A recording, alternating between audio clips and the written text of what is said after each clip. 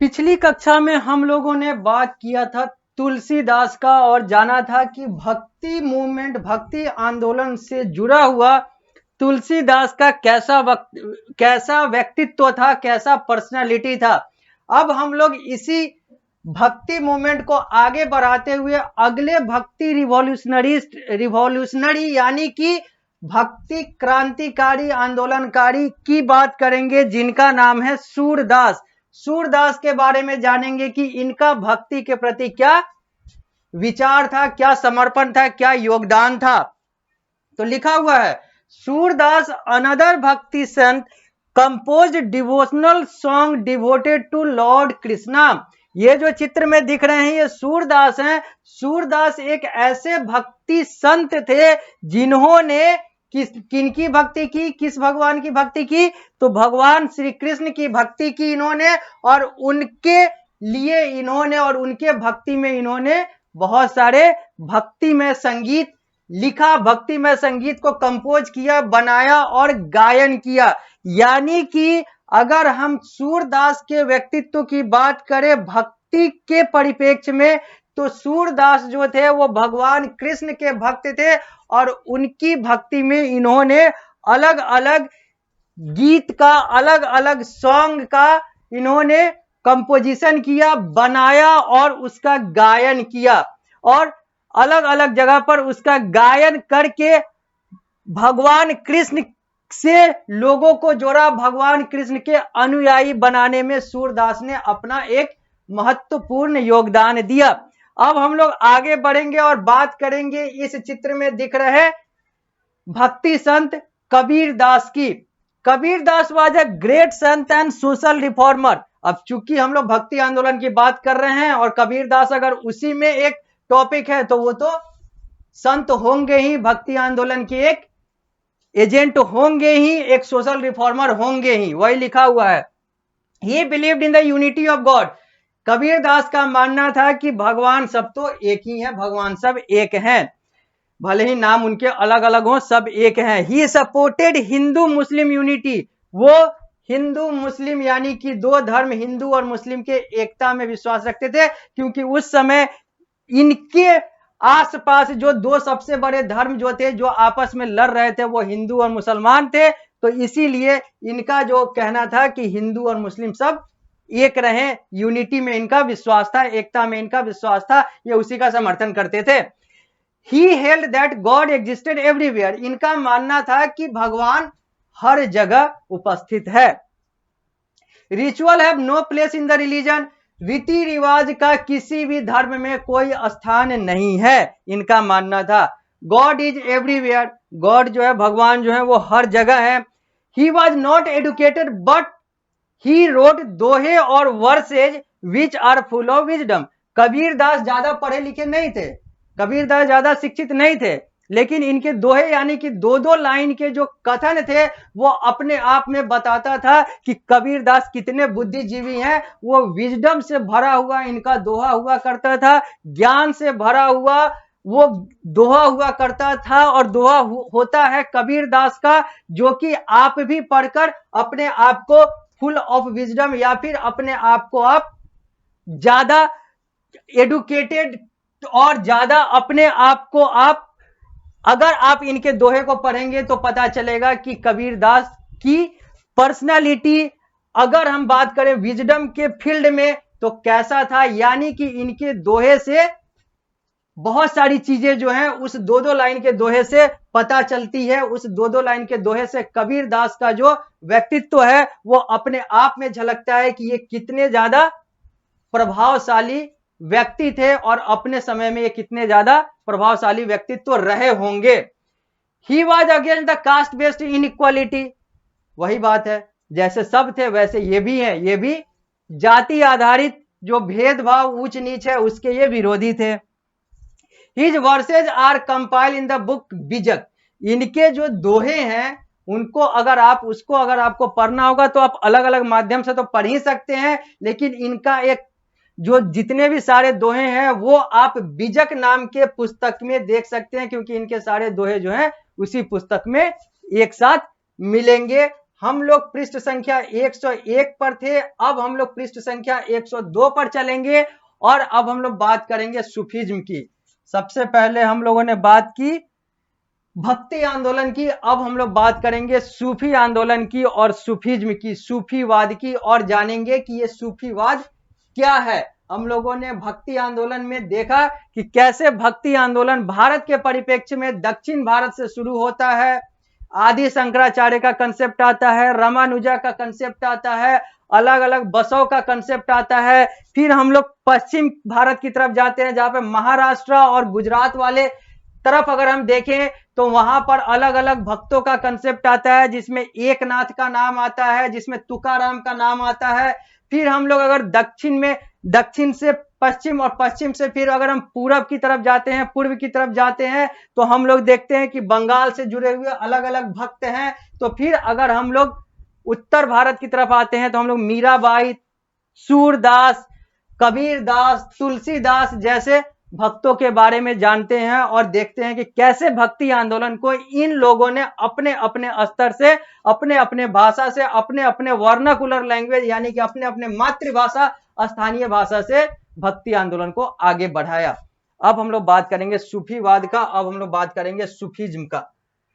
Sufism was also a reaction against the orthodox and rigidity Islam.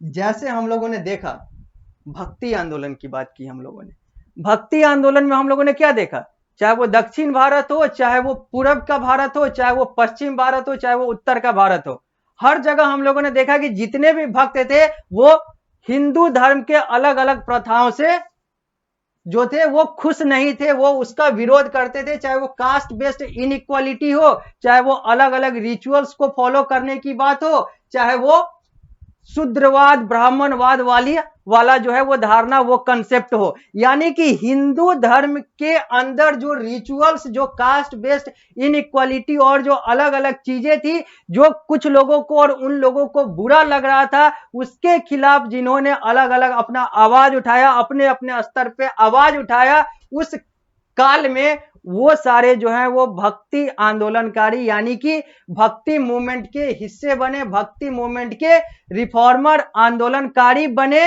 Revolutionary बने।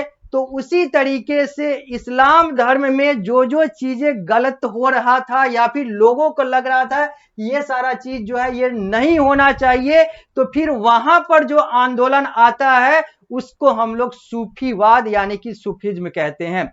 अब हम लोग सूफीज्म में देखेंगे इस्लाम के अंदर जो गलत प्रथाएं हैं या फिर जिनको लग रहा था कि वो गलत प्रथाएं हैं, उसके खिलाफ आवाज उठाने वाली जो सोच है, आवाज उठाने वाले जो व्यक्तित्व हैं, उन सारे चीजों की बात हम लोग करेंगे सूफीज्म में। तो अब बात करते हैं, आते हैं हम लोग पृष्ठ संख्या 102 पारस प्रकाशन के पुस्तक के अनुसार और बात करते हैं सूफीज्म का। लिखा हुआ Sufism was also a reaction against the orthodox and rigidity Islam. Sufism जो था वो जो इस्लाम में जो इस्लाम धर्म में जो गलत प्रथाएं चल रही थी, जो कुछ ऐसी चीजें चल रही थी जो बहुत सारे लोगों को सही नहीं लग रहा था, तो उसी के रिएक्शन में जो एक नया कंसेप्ट बना, उसी को हम लोग सूफीवाद या सूफीज्म कहते हैं। It propagated love, affection and rigidity to Allah. यहां पर क्या था, सूफीवाद में क्या था, यहां पर प्यार, यहां पर सम्मान, यहां पर अल्लाह यानी कि जो सुप्रीम गॉड है मुसलमान के, इस्लाम धर्म के, उनके प्रति समर्पण, इन सारे चीजों पर ध्यान दिया गया। मुस्लिम सेंट आर कॉल्ड एज सूफी, वाली, दरवेश एंड फकीर। जो मुस्लिम संत थे उनको सूफी, वाली, दरवेश और फकीर के नाम से जाना जाता था और जाना जाता है।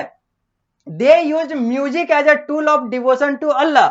ये लोग अपने सुप्रीम गॉड, अपने सर्वोच्च भगवान जो कि अल्लाह है इस धर्म के, उनके लिए ये लोग डिवोशन, उनके लिए ये लोग भक्ति में गायन, अलग अलग गायन किया करते हैं।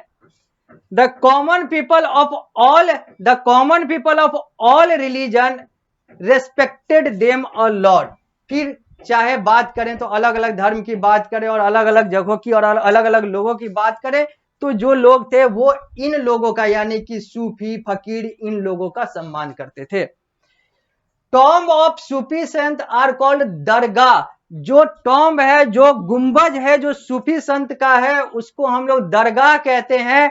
And have become place of pilgrimage, और वो एक तीर्थ स्थल के तौर पर, इस्लाम धर्म के तीर्थ स्थल के तौर पर जाना जाता है।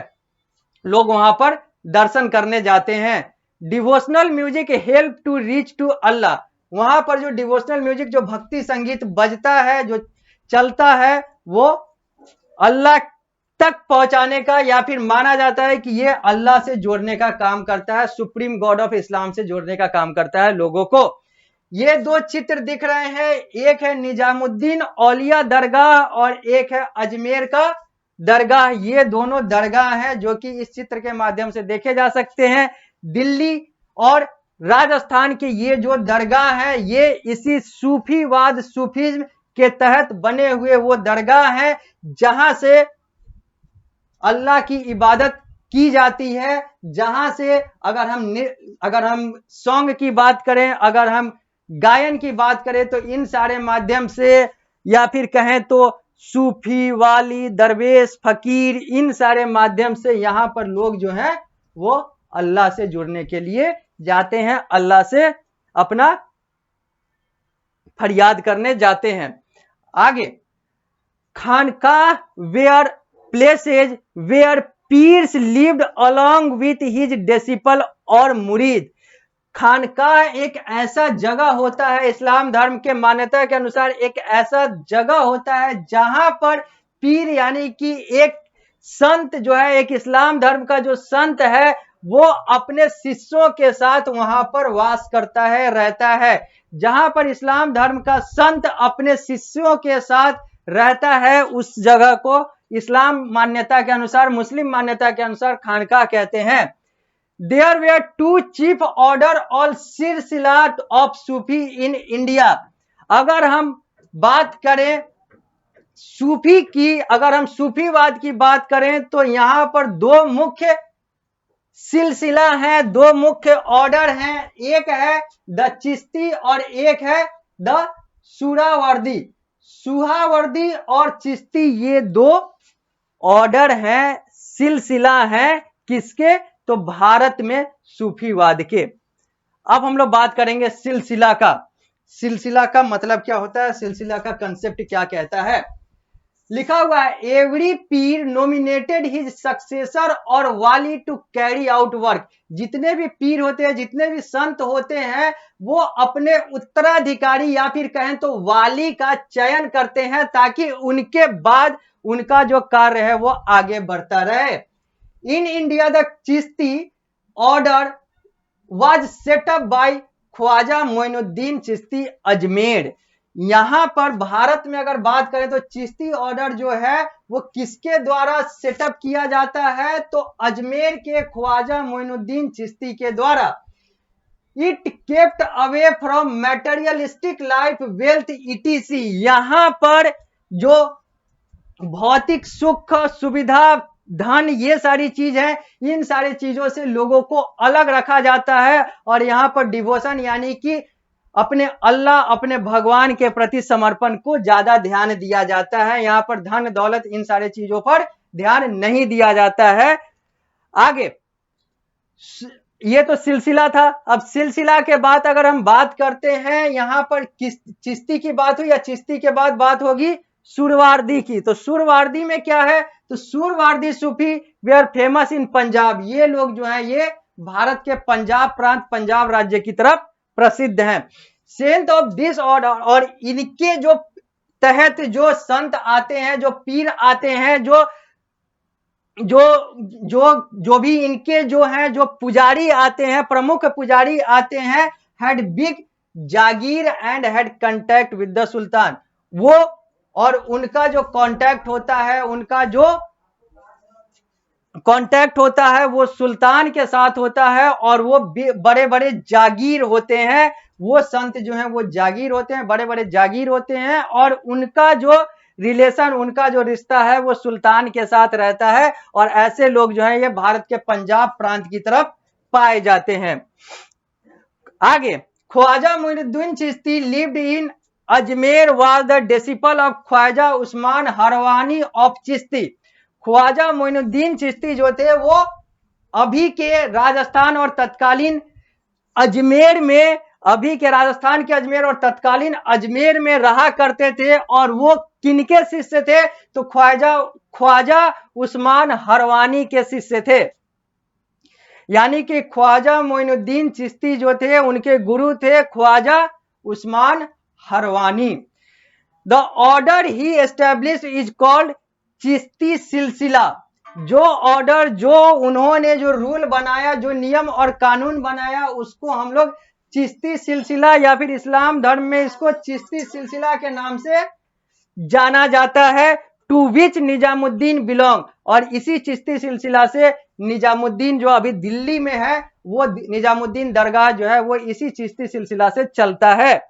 एवरी ईयर इवन टुडे, हर साल हर वर्ष, यहां तक कि अगर बात करें तो आज भी, even today many people visit the dargah of this saint during the annual celebration called the Urs.